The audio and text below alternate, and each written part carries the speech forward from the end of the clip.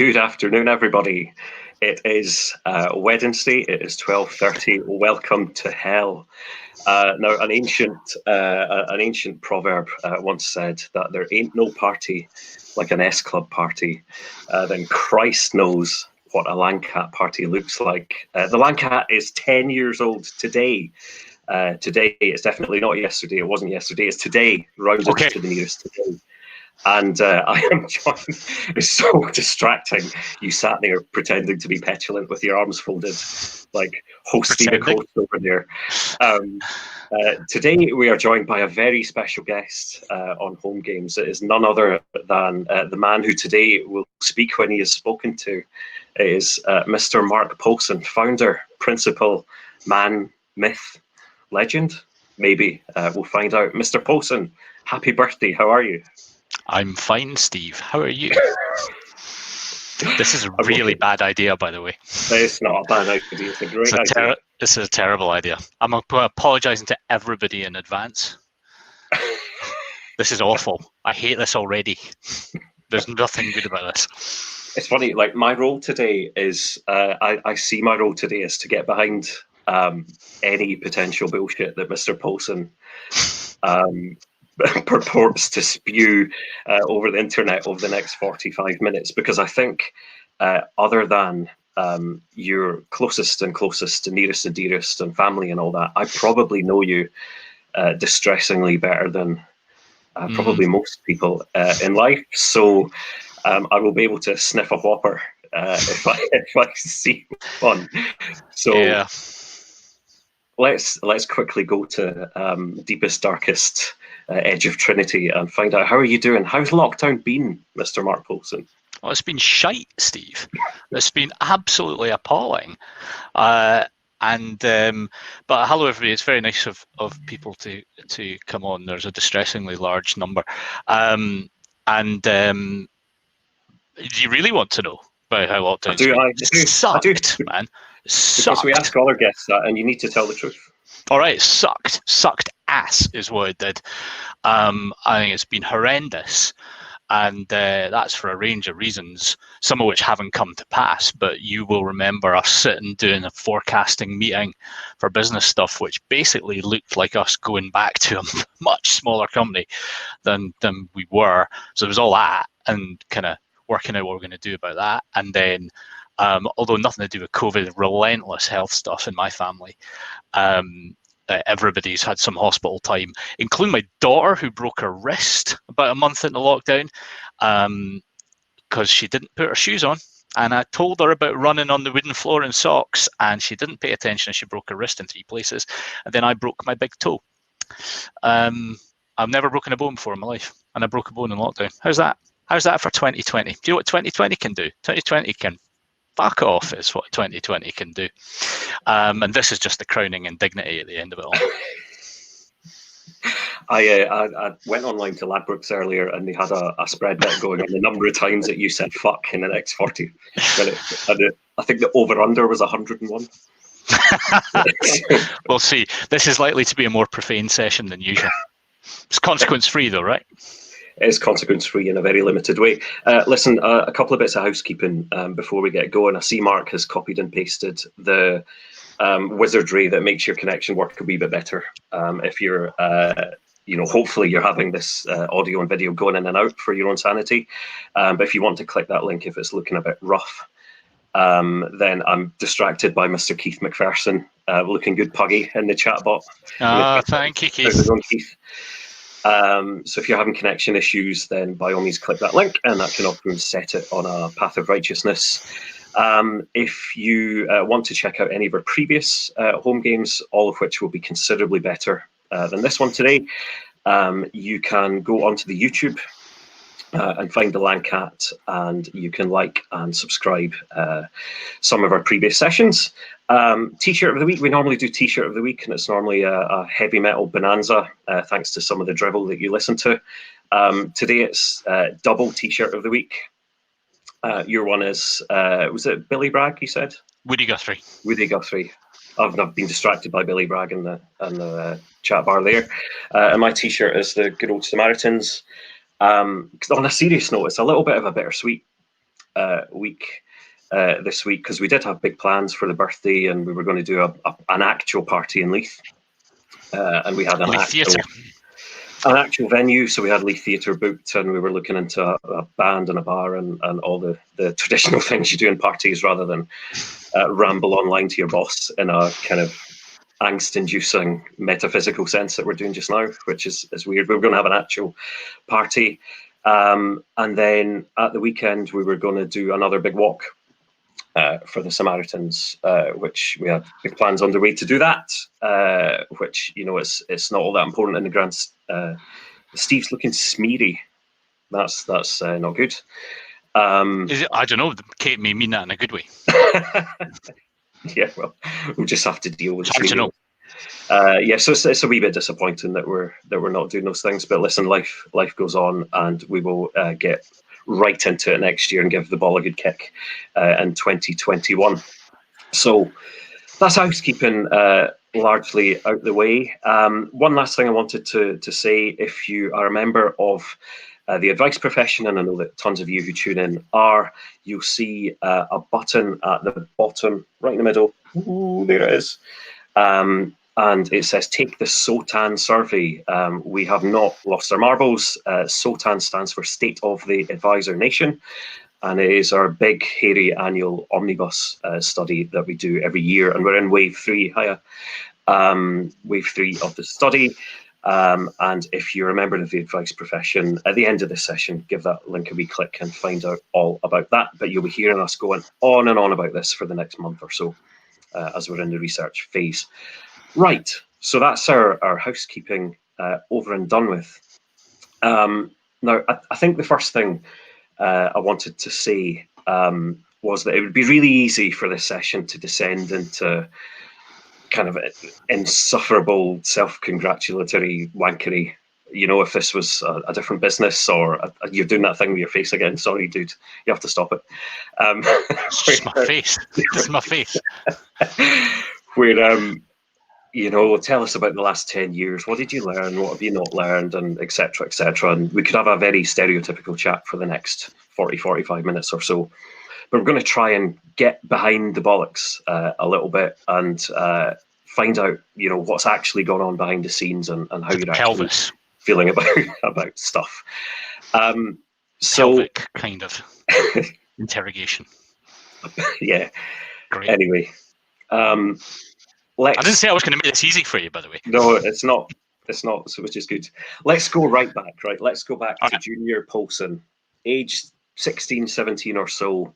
You're just about to finish school, and you don't do a degree in perhaps what we might think that you do. Like your passion back then is something completely different. What did you end up doing? Where did you go? And what did you study? I went to Aberdeen Uni because good middle-class boys from Edinburgh often go to Aberdeen.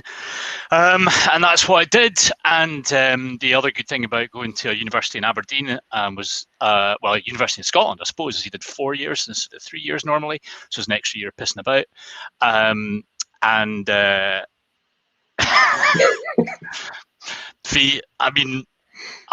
relieved that you've written that, because I was worried, but I don't think anybody has really.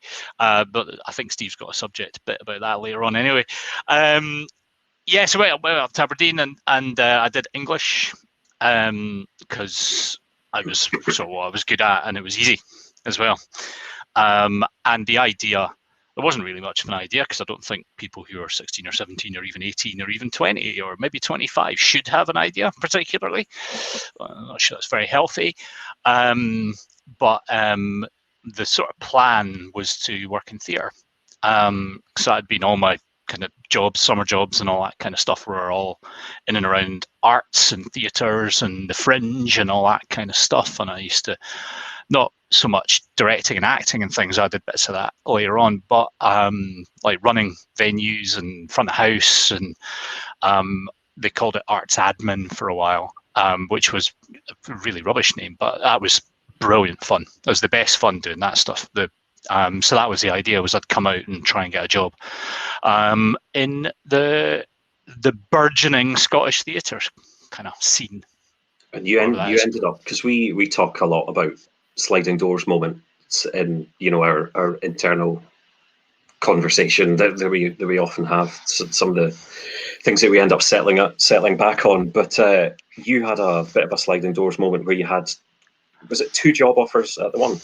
Yeah. So I was writing around everybody, and living in a crappy sort of damn basement in Tollcross. Those of you that know Edinburgh, with no kind of money and all that kind of stuff, and had a job application, with the Traverse Theatre. Again, if you know Edinburgh, you'll know the Trav.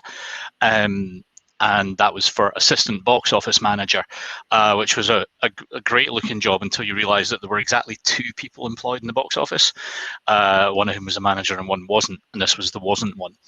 And it paid £10,000 a year, which in 1996 was, livable. You could sort of do that. And I had, honestly, a printed CV left, and I was looking for things just to apply for stuff. And there was a grad recruitment thing for Scottish Widows on the front page of the Scotsman jobs section. And it said, send your CV in, doesn't matter what your degree is or if you've got a degree or all that. I just went, bollocks to it, all right then, and sent it in.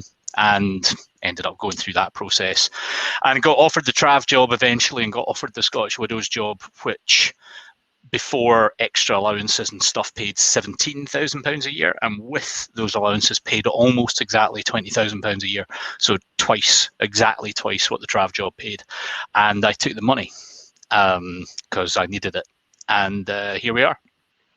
That's how it started. So I didn't fall into, people say they fall into financial services. No. I didn't. I didn't fall into it.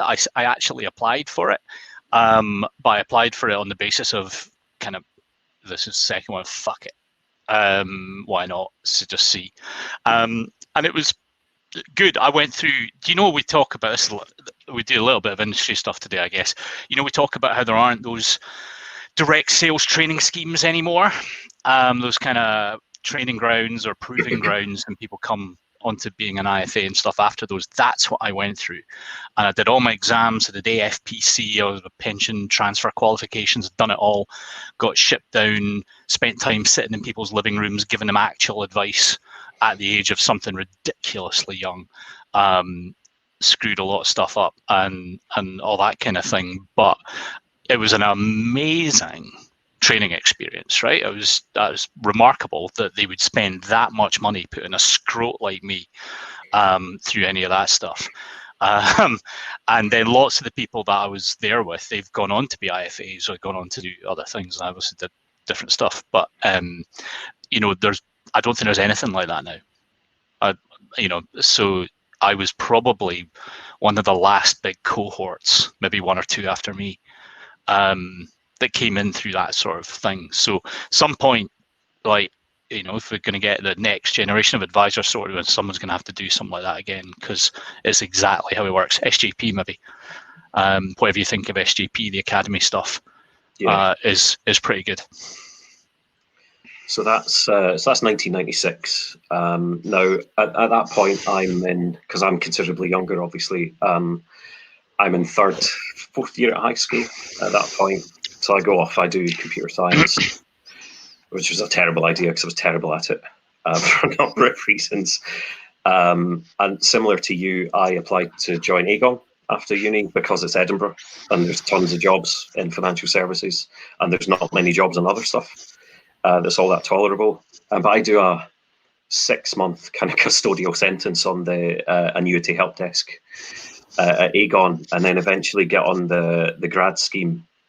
A graduate job. Yeah, we should have said Mark's on the IPA and I'm having a gin. It's not water, it is gin. Mark is on the tinnies. It's a Leith Brewery just round the corner from the office, literally around the corner. You should drink Pilot beer, possibly now. But it's a party. You gotta have a beer at a party. Yeah, otherwise it's not a party.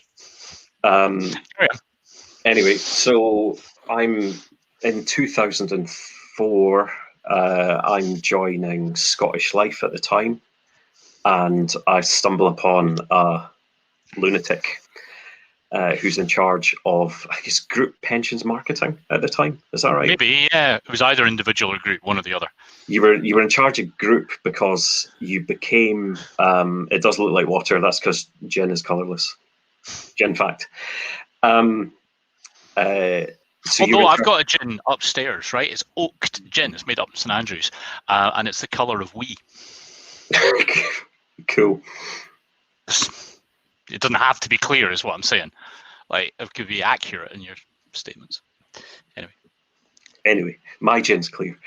So, not even a slice of it. No, I'm very busy today, Pam. Frippery. We're Presbyterian Scots. We don't have that kind of stuff. Absolutely. Jeez. So we meet in 2004. We do. At Scottish Life. What's happened in between those times, between 96 and 2004, to get you to Scott Life? Widows shipped me off down south, and I lived in the northwest of England for a while, near sort of Southport, that kind of way. I lived in Liverpool for a while, which was awesome. I had a great time in a flat just outside Liverpool. Well, in Waterloo, for those of you that know Liverpool. Had a rare old time there. But as all good Edinburgh boys do, I wanted to come home. So after a while, I was trying to get out of what I was doing. I'd moved from Widows to, God help me, Virgin Money for a while, and we were doing group stakeholder schemes. And that was all right, actually. We're running around the country, signing up stakeholders, this kind of obviously 2000, 2001 kind of time. And that was a bit of a laugh, kind of Wild West kind of stuff. And then once we got a load of employers in, because it was all free, you know, and they liked the Virgin names, so that was fine. Then we had to sign people up into the pensions, and that was fine. Then they decided they'd like us to sell that offset mortgage that they used to have. It's called the One Account, and became an RBS product afterwards or something. I don't know what's happened to it now. And that was sort of okay, because it was a kind of an okay product. And then they decided we had to sell credit cards to the people who were joining the pensions, because that was how they were going to make the money they needed to make. And all of us that were doing it, we were all authorized. So they took people that had an advice background. And a load of us said, no, absolutely not. And this was a repeat of something that had happened kind of previously, where I've been asked to sell stuff that I wasn't happy to sell. And that had led me to leave the last place. And I was right. But that was just an investment product I didn't think was very good. This was unsecured debt to the unwary, with a picture of a beardy guy on it. And I wasn't doing that. So I had to leave. So I decided I had enough of selling, which is what this was, and tried to get into a provider where I could do some marketing stuff. Thought I'd give that a try, and tried lots and lots, and nobody was biting. And then, for reasons best known to themselves, Scott Life said, all right then. And I remember being up, came up from, got a train from Preston, I think, up to Edinburgh, and I wanted that job, man. I wanted that job so much, because it was my ticket back to Edinburgh. It was everything that I wanted to do, and I fucked the interview up so badly. Oh my goodness! It was Dave. Can you remember Dave McKenzie? I know there's a few Scott Lifers on the call. Dave McKenzie and Andrew. Oh God. McGlone, yeah. And I remember starting to answer a question, and I was just bollocks. I was just talking nonsense, and I kind of stopped after a minute, and they were just staring at me like, "What on earth are you talking about?" I was like, "I've got no idea what I'm saying. I'm going down a big dark alley. Can I reverse back up, please, and try again?" They're like, "Yeah, all right." And I remember going out and sitting in the benches on Princess Street Gardens and just sitting going, very, very loudly, because I was so cross at myself. People kind of walking by thinking there's this damaged individual in a suit sitting there. Then I went and got drunk on the train on the way home. And anyway, they let me come and do some marketing stuff, and that was a brilliant job. Scott Life at that time, I thought that was kind of 01 to 07. It was 07 you left, yeah. I left in 07. That was a brilliant place to work. Like, of job type jobs, that's the best job I ever had. So it's funny. It's funny you mentioned Preston train station, actually, because I reached out to a couple of your ex-colleagues to see if we had any dirt on you at all, and there's like an alarming lack of dirt, considering you're a complete man-pot and you like a drink. It's like a staggering lack of dirt. So I don't know if you paid people off or what's going on. Graham Dow, who's a regular, he's a regular, Hello, a regular viewer, mentioned a terrible mess you made at Preston train station one Wednesday evening mid Steve B Roadshow tour with Craig McLaughlin. Yes, although Graham, it wasn't Preston, it was Crewe. Right. It was Crewe, but it is actually true. However, the next day, when we had to do our presentation, which I think was at the Manchester Motorcycle Museum, I was fine, and you, Graham, were in a right old state because you hadn't got rid of it over the platform at Crewe train station, whereas I had. So, yeah, that wasn't good. That was unfortunate. That was a bad experience. But it was. I think Graham will maybe correct me, but I think it was Craig McLaughlin. I blame him. Was he not a neighbour? Maybe. It's the same name though, Craig. Well, I think it was a guy with the same name, but he was a Scottish guy and he was a sales guy down there, and he led me astray. And Graham. Got another. I've got mutually assured destruction with Mr. Dow, by the way. Okay, right. Let's not go there. I've got another comment saying, "I wish I had dirt." Or dirt that I'm not involved in anyway.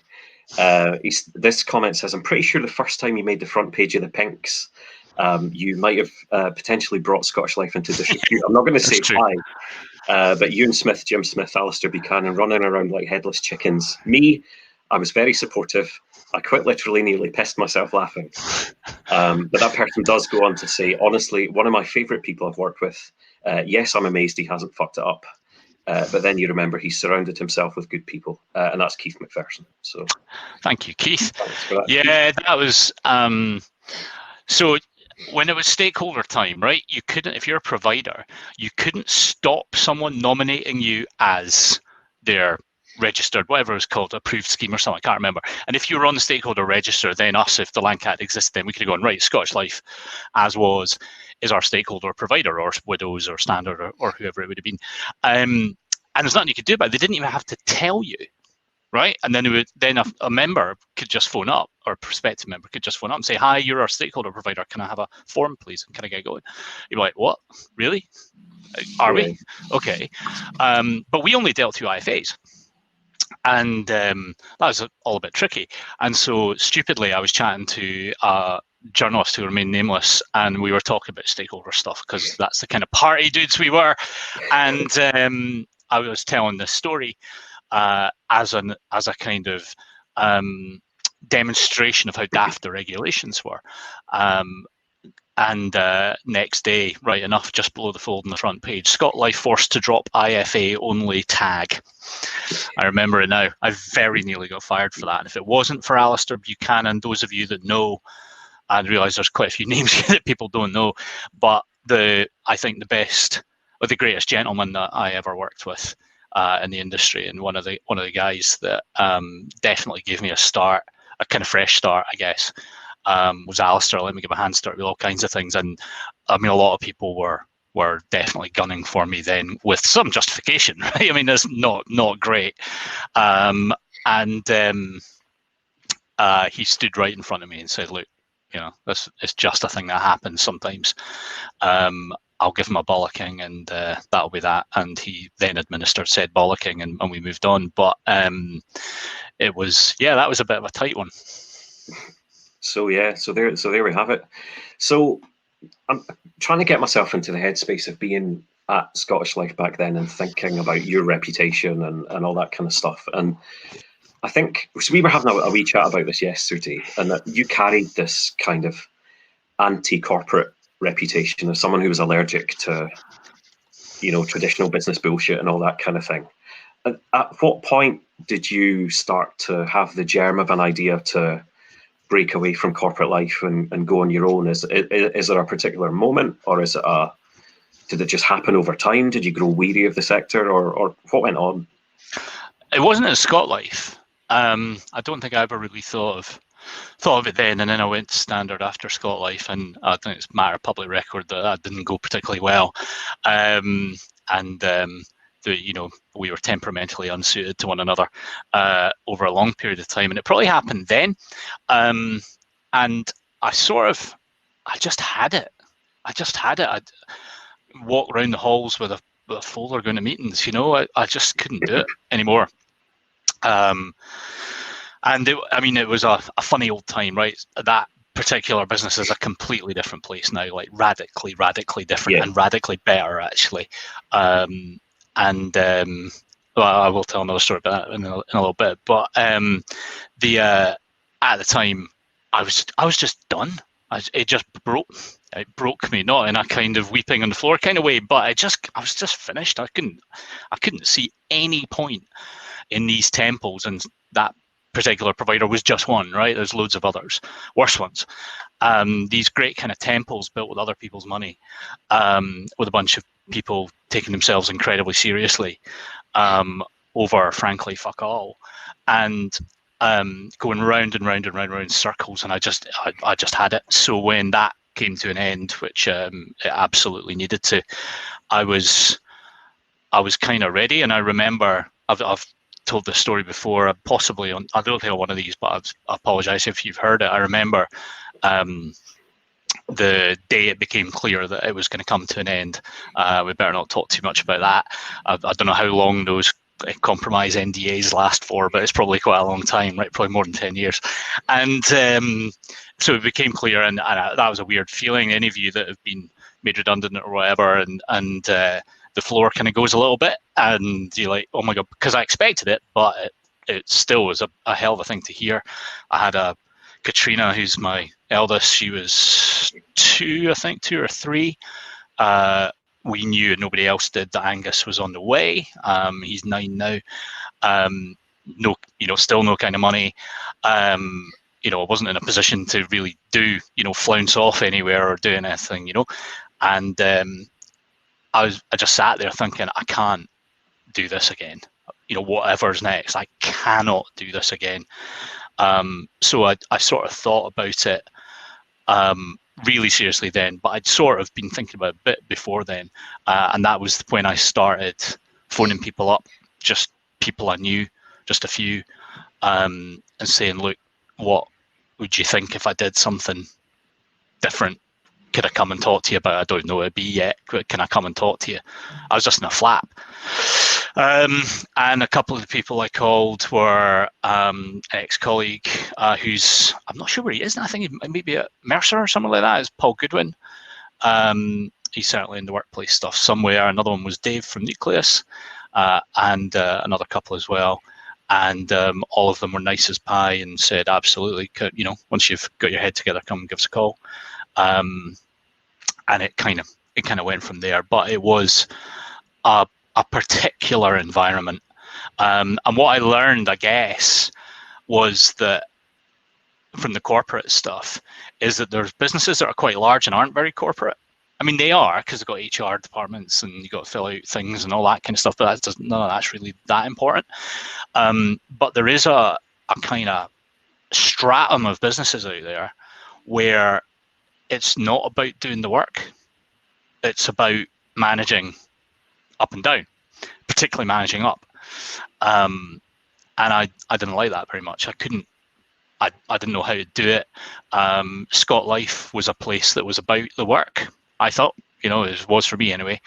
And then Standard wasn't like that at that time, probably is now. And that was just weird to me. I just couldn't navigate it. My head shorted out. And I remember one day being in the canteen, having a right old moan again to a friend, and she got a bit cross of listening to me and said, Mark, have a look around you. About 5,000 people or something come to work in here every single day, and they're all fine. Ever thought it might just be you? It's like, no, fuck off. How dare you be so rational? But another she was dead. Wrong one. Yeah, she was dead right. Obviously, I mean, it was my problem, not theirs. But I could never do it. I could never. There was a guy came in. He's very senior somewhere else now. It doesn't matter who he is. And he came in, and it was like a hot knife through butter. I've never seen anyone navigate a huge company that fast and build alliances and do all that stuff. It was a masterclass in doing it. I'm not sure I saw him doing any work, to be very honest, but I did see him do all this stuff, and I guess that's what his work was. And I was very impressed, but it's not a talent I ever had. So I reckoned it was probably time to bugger off. And so I did. So, with a good boot up the backside, I may say. So we've talked a lot about you've talked a lot about your past, pre-Lancat. Tell us about like your vision for starting a company, because I think like part of what there's very little I like about you, obviously, but yeah, what I do like about you is I think you have a good sense of what's true and what's not, and what's bullshit and what's not. And I think there's a lot of crap out there, particularly on social media and LinkedIn and what have you, about, you know, here's how to run your business, or here's how to start a business, and here's where you're going to be in 5 years or 10 years. Whereas I think that life's a lot more chaotic and a lot more, you know, I was going to say organic, but just pure chaos of how life pans itself out. What did you visualize as a company and where it was going to get to, and growth aspirations and all that nonsense? Didn't have a clue. Didn't have a clue. Not a clue. Not a clue. Not for a second. So, you know, like the classic LinkedIn thing about the person doesn't say, like, I drive a bus or I write brochures for a living. It says passionate about delivering customer-focused solutions in a, you know, colloidal ink-based something or whatever, some nonsense like that. Passionate about delivering great customer outcomes.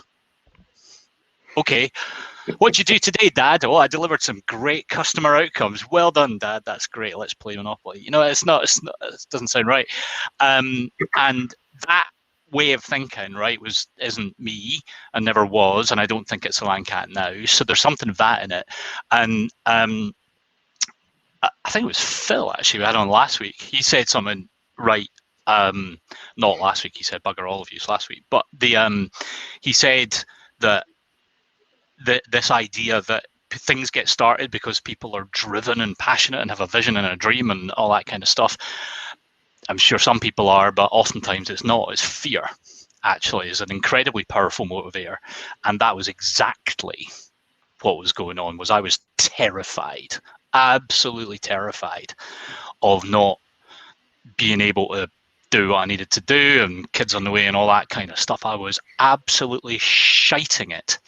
And one of the things I was shouting it about was having to go back to that kind of environment again, because I was a dick in there, right? I wasn't a nice guy. I was, you know, I wasn't probably a very nice guy to work with or be around or whatever. Still not great. But I kind of, you know, at least had the self-awareness to know that was true, and I just couldn't do that anymore. So anything it was going to be had to not be like that. So it defined itself by difference. That was the first thing. And the second thing was, I think I've only got two things going for me. And one is I can write a bit, you know, and make simple kind of stuff out of quite complex things. That's my sort of little magic trick, like pulling the tablecloth off a table and leaving the glasses on it. Roughly takes the same skill level. I'm quite techie as well. And so, as I've said 100 times, I know lots of techies who are much better than me. I know writers who are way better than me, but I don't know anybody really that does both, or I didn't know then. And I still don't know many, because I think it's quite an unusual kind of mix. So my thought was, well, let's see if we can do something with that. I don't know what it'll be, but let's give that a bash. And that's where it started. And that's still us, right? It should sound good, whether we're writing it for a client or for us, but it should know its technical stuff. And everything really has grown from that. But there was no vision about it. It's going to be 17 people or whatever it is we are now. And, you know, operate this way and have people there and there, and we'll have these different lines of business and all. None of that. None of that. Just me. I didn't know if there'd ever been more than me, to be honest. And that would have been fine. If it'd been 2 years of fucking about and then getting a job, that would have been okay too. So there's a sense then at the start that we kind of trade off your reputation in the sector without blowing smoke and all that. And there's a moment sometime in the timeline where the Landcat as a brand takes over you as being the thing, as being the thing within the sector. Is there like a pivotal moment where you start to feel this is getting serious, or we're starting to become a proper unit? Or yeah, and you would probably be part of that, actually, which is a distressing thing to say. So a couple of folk had come and done some stuff because it was too much work, but it was people who were, it was Sam and some of the others who were kind of half in, half out of other things anyway, and were moving around and had a relatively fluid situation. You had a proper job, and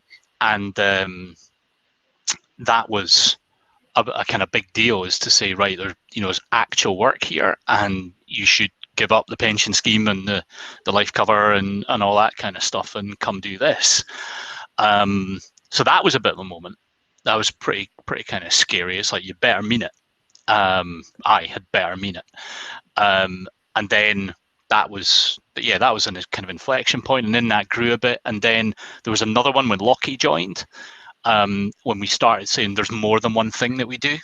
We do this and we do that, and that's a moment. And then there was probably another. Then it kind of grew, and there's loads of bits. But the other kind of big one, I think, was we got to. Oh man, it's probably 3-4 years ago, and we must have been 12 people, something like that, and it wasn't going great. Or I didn't think it was. It was pretty sticky. Nobody was having very much fun, and I don't know if we were taking ourselves too seriously, or my sort of inability to kind of work out what was going on, or whatever. It just wasn't firing, and we got somebody in to help us, and he's a really, really well-known, great guy. Not an easy guy, right? He's a very nice guy in personal life, but he's not a nice guy in his business life at all. I won't say his name, but he's a great friend. And he came in to basically give me an ass kicking, and also kind of, collective assess us and tell us what we needed to do. And that was a bit of a thing as well. Somebody coming in and saying, right, this is where you're screwing up. That's all right. But these things you lads and lasses have to get a grip. And that was a big moment too.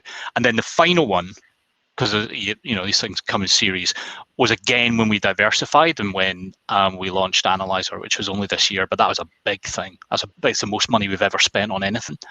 And to move from, shall we hire one more person to help with this account because they want this much PR, or they want this research doing, or whatever it is, into we're launching a bit of software we're going to sell commercially. That's like a big thing. But I had to do it, or Terry would have kicked my head in.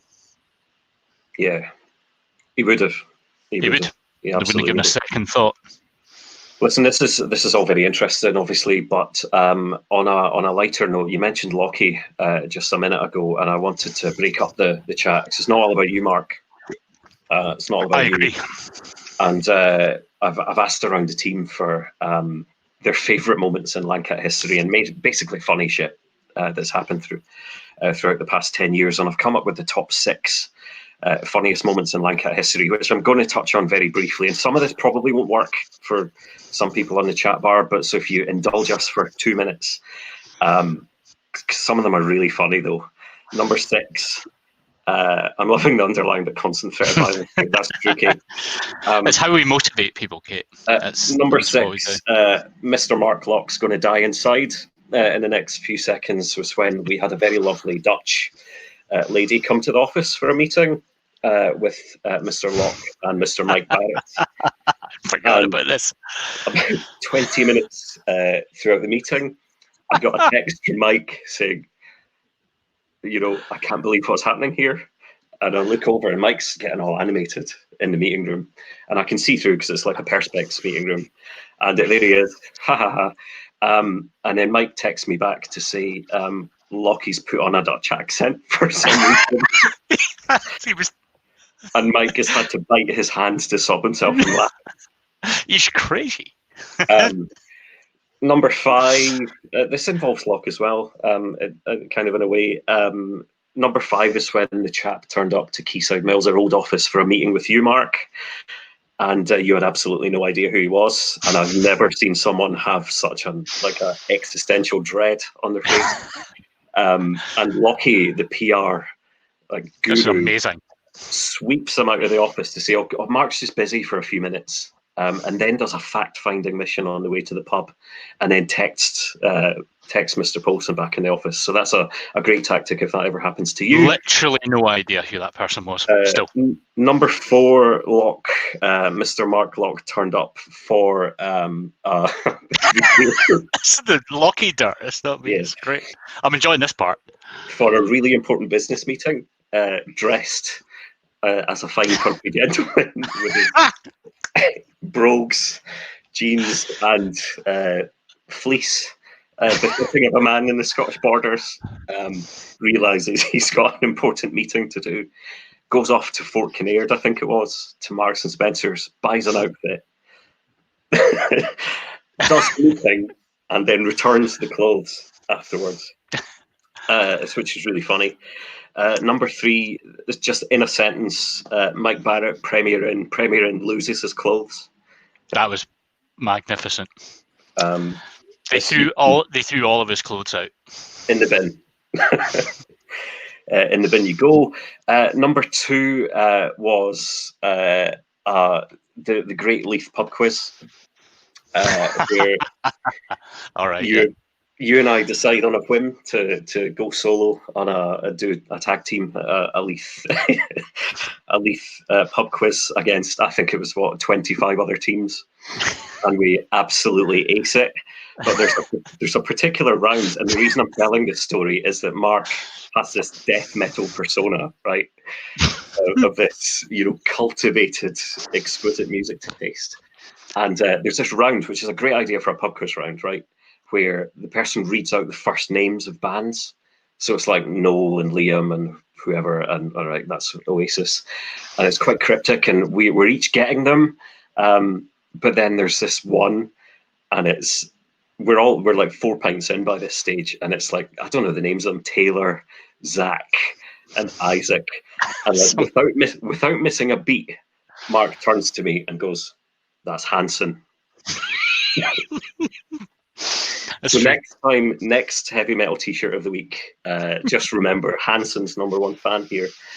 And the number 1 Landcat story, of course, is the 19th of August 2016. Mr. Paulson, tell us your version of what happened that day. Well, any of you who are cyclists will know that cobblestones are tricky on bikes, and they're particularly tricky in the wet. And I was cycling home over wet cobblestones from the office, and it didn't go well. I went round a corner, quite a tight corner, quite near the Leith police station, if you Cables Wind House, all that kind of area, and skidded. And instead of just falling out the side door as most normal people would, somehow, it's a flat bar bike, the handlebars went right round like that. I went out the front door over the top, and the handlebar entered my body here, ripped right down here and right into my thigh, right through exactly all the places that you don't want a rusty handlebar end to rip. So that was what happened. So my version of the story is it's a Friday. It's a Friday afternoon. Mark, in one of the most amazing bouts of instant karma, had given Pam, who's on the live chat, a lecture earlier that day about cycle safety and wearing a helmet. She wasn't wearing a helmet. She wasn't wearing a helmet, and the gods were smiling down on Pam that day. And Mark leaves the office at 5 o'clock or so, and I'm the last one in the office. It's a proper Friday afternoon in the Edinburgh Fringe, because it's pissing down with rain all day. And I get this phone call 10 minutes after Mark leaves the office, and it's like this heavy breathing on the end of the phone. I'm like, it's quite early in the day for this kind of thing. And all I hear is, Steve, are you still in the office? I'm like, yep. You have to come get me. I'm like, why? And you said the 4 words which are ingrained within my brain ever since, were, I've torn my balls. And sure enough, I walked the 2 minutes round to Charlotte Street, or wherever it was, Queen Charlotte Street, I can't remember. And you're there. And then you say another sentence which is ingrained in my psyche for the rest of my life, where you say, you're not going to like what you're about to see, where you proceed to take your t-shirt off and stuff it down your trousers to stem the bleeding, so to speak. So yeah, that's the top story in Cat history. It's the time Mark nearly ripped his dick off and died. Amazing. Anyway, so I think we've stunned people. Would you like to see the scarring? It's still there. No. Let's get back to Lancat. There's questions, by the way, and this is going on for quite a long time. So, shall we answer the questions? Let's answer the questions. Where are they? Andy Schleider says, "Where did the name come from?" Pop quiz, Steve. Where did the name come from? Come on, I answered this one usually. Mark's a big fan. Actually, I once lied at a presentation just to amuse myself and said it was Gaelic for the big consultancy, and nobody questioned it. Anyway, it's the name of a song that you particularly like, by a man called James Yorkston, who is a Fife-based folk singer, a very good folk singer. Called the Lancat. So it doesn't make any sense really in the context of financial services, but we're stuck with it. So there we go. From a song, and that guitar up on the wall there, the Loudon jazz guitar, which I don't play jazz on, but that's what it was made for, was James Yorkston's guitar, and that's what he wrote that song on and a bunch of other ones. And I bought it off him for an unreasonable amount of money one time. So yeah, that's where it comes from. And Ollie, oh my God, Ollie, I'm going to read it out. Lancat, spider cat, crooked cat, exactly. I have a wanky question, says Ollie. When the going gets tough, the tough get going, and I feel like I'm climbing a mountain, this is like song lyrics in form of a question, to make a project good enough or reach a personal goal, I think of Johnny Wilkinson, whose World Cup winning kick was actually pretty sloppy and short. He'd gotten so good at kicking that a bad kick would still deliver the goods. How relevant does that kind of thinking feel to you as a business owner trying to put out quality stuff? So I think this is a phoning it in question. Like, how do you try and keep the quality up and all that kind of stuff, I think is what you're saying, Ollie. It's very hard to know what you're saying. And that's obviously the quality we look for in a journalist. You can't really. I mean, if we do a paid for piece of like a white paper or whatever, it's not cheap, right? And quite a lot goes into them. I may not be immediately apparent when you read it, but quite a lot of work and quite a lot of shouting usually, and emotional energy does go into them. And so you can't ever get things completely as you want them, because the next analogy is like the painting's never finished, right? So you at some point you got to say, right, okay, now it goes.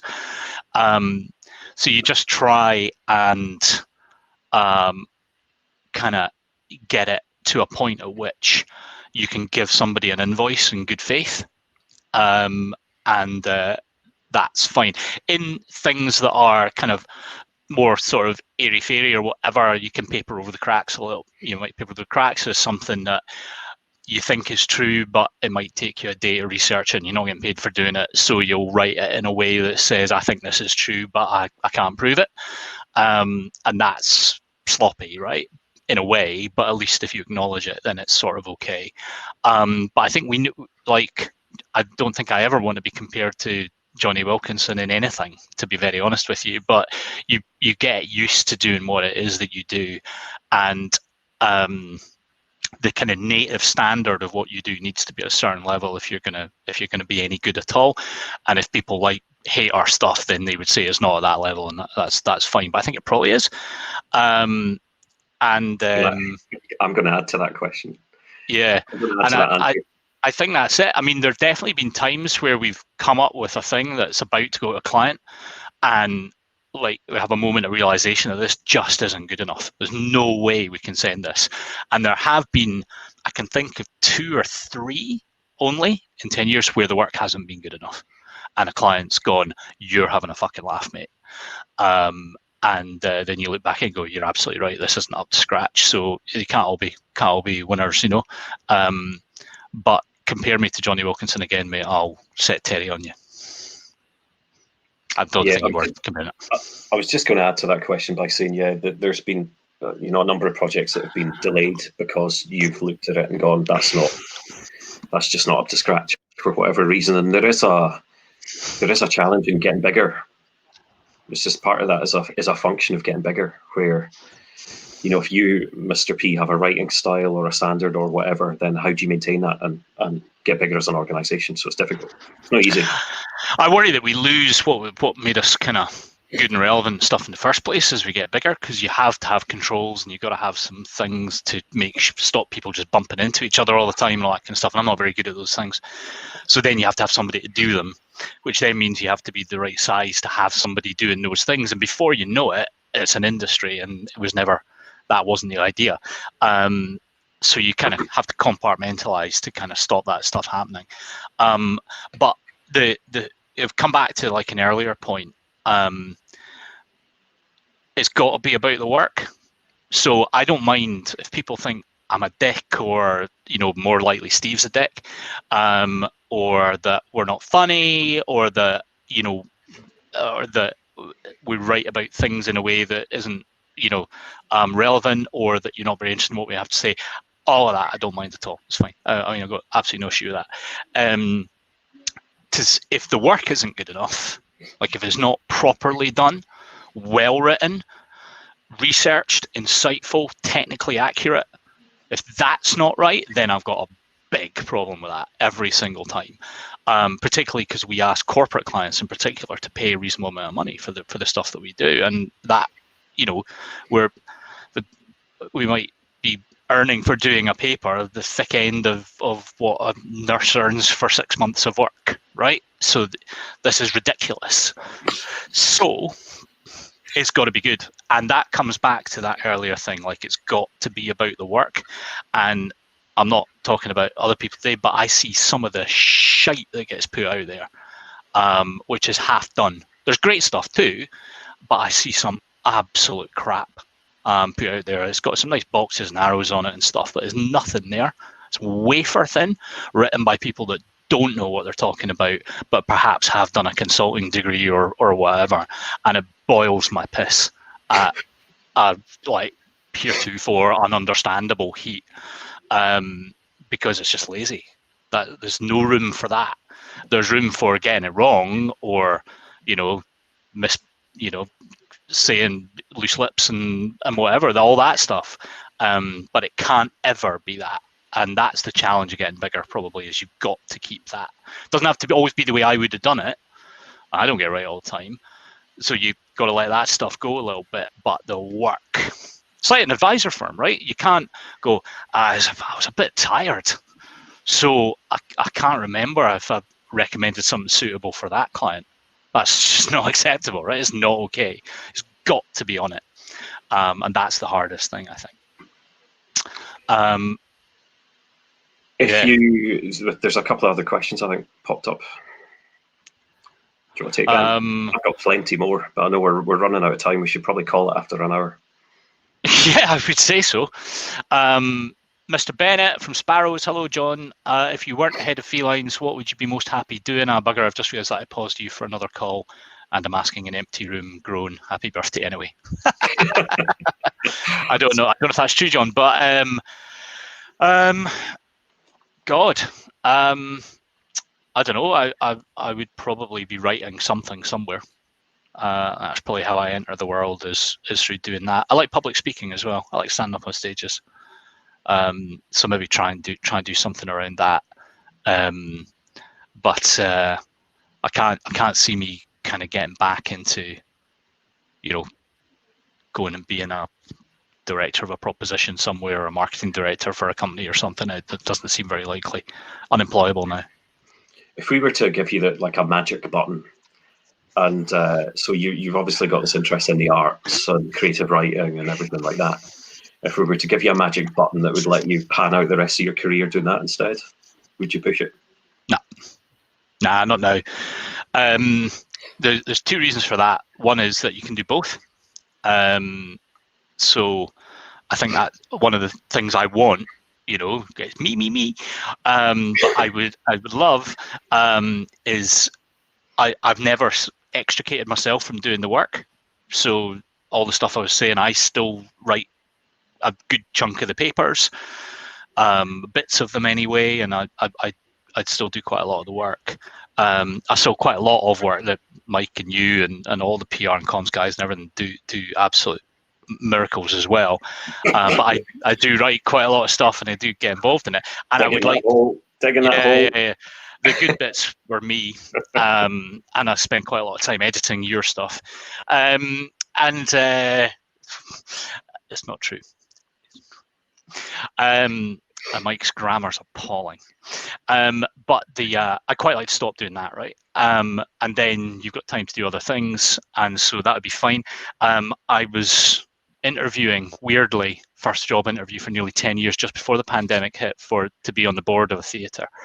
And then, everything stopped, and that theatre may not survive now, which is a tragedy. That's Leith Theatre. And that's obviously unpaid and all that kind of stuff, but I'd like to do that.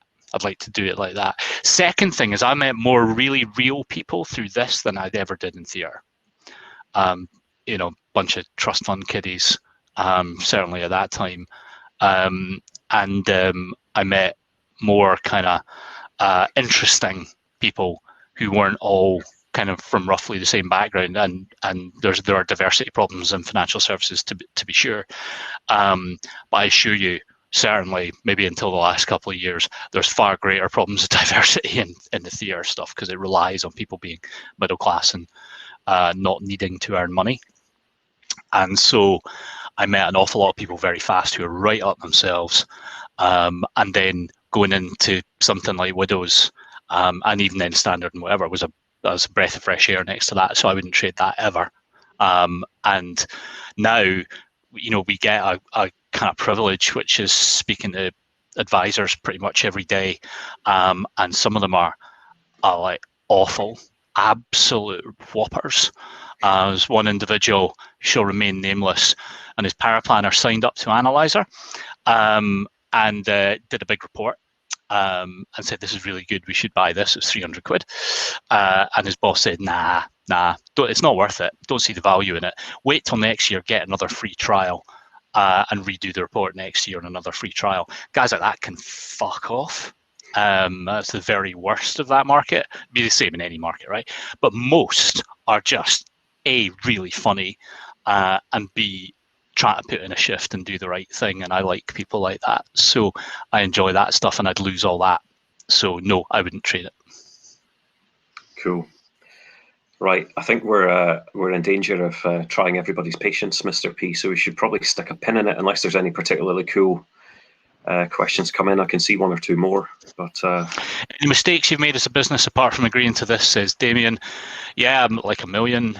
And probably, I remember Linda, I don't know if Linda's on, saying some years ago in a moment that left everybody going, oh my God, a kind of team thing, saying to me that if I can't remember what it was some piece of work we were doing, you said, and if you would relax your white-knuckled vice-like grip or something like that on this, we could all get some work done. And there was a moment of people going, oh, and I was like, okay.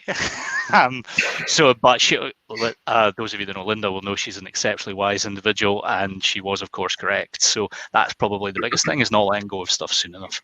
That's what all that's about.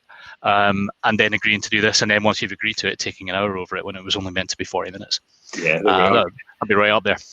I've got just 2 or 3 wee messages I'm going to read out just to close things off. I wanted to leave it to the end because they are insufferably nice. Oh Jesus! And it makes me feel very uncomfortable. I'll read them out, and by all means, go and put the kettle on if you're still with us. First one, in an era where there are fewer big personalities who are prepared to say it as they see it, it's great to see Mark and the team go from strength to strength. In addition to being one of the best public speakers around, I love the fact that Mark can be entertaining whilst really getting to the core of the issue. Onwards and upwards, my friend. The world is your oyster, and that's from Mr. John Porteous. Oh, nice. I had a message here. Working with Mark at the beginning of the Landcat feels a little bit like having worked with Van Gogh, in brackets, also ginger, which I love that he put that, when he said he fancied doing a bit of painting. Mark will tell you that we had no strategy and little experience of the platform sector, and that his work paved the way to massive sales growth and a dramatic improvement in retention. My side of the story is that I taught him everything he knows except for his taste in music, and we were glad to get rid of him. His side of the story is true. Happy birthday, Landcat, and that's from Anthony Rafferty. Cheers, Ant. Nice and the last one before we go is, okay, so I've been a fan of Mark Poulsen for a very long time, probably about 8 Scandia name changes ago. There are a few who have managed to blend a detailed knowledge of how this all works with a genuine care for how things could be better, and then combine it all with that I don't give a fuck irreverence, even if he actually does. The Landcat continues to be a breath of fresh, meaningful air across the sector and seems set to smash it even further out the pack in its second decade. And that's testimony to Mark's vision, insight, and unlikely skill in inspiring other cats around him. And the reason I'm closing on that is that it's a seamless link to next week's home games, because that was from Mr. Dave Ferguson, who we have on next week. So thank you for sending that in, Dave. It's much appreciated. That's very sweet of you. And I said in the update, we only ever get away with this by permission. It's like policing by permission, you know, or we're allowed to do it. We don't have any right to do it, and we have to get paid as well. So we only exist because people are nice enough to take it. So thank you to anyone that's still on. Vanishingly much fewer than there were, but I don't care. Those of you that stayed, thank you so much for that, and thanks to all the felines, past and present. It has been the best 10 years. Even the low points were damn sight fucking better than most other things, and we're gonna do our best for the next 10. That's what you'd expect me to say, right? Yeah. Jesus, that was tiresome. Are we still live? We're still live, mate. Yeah. Oh, mate. We'd better click the button. All right, I'm out. Landcat out. Yeah. See you later, everyone. Thank you.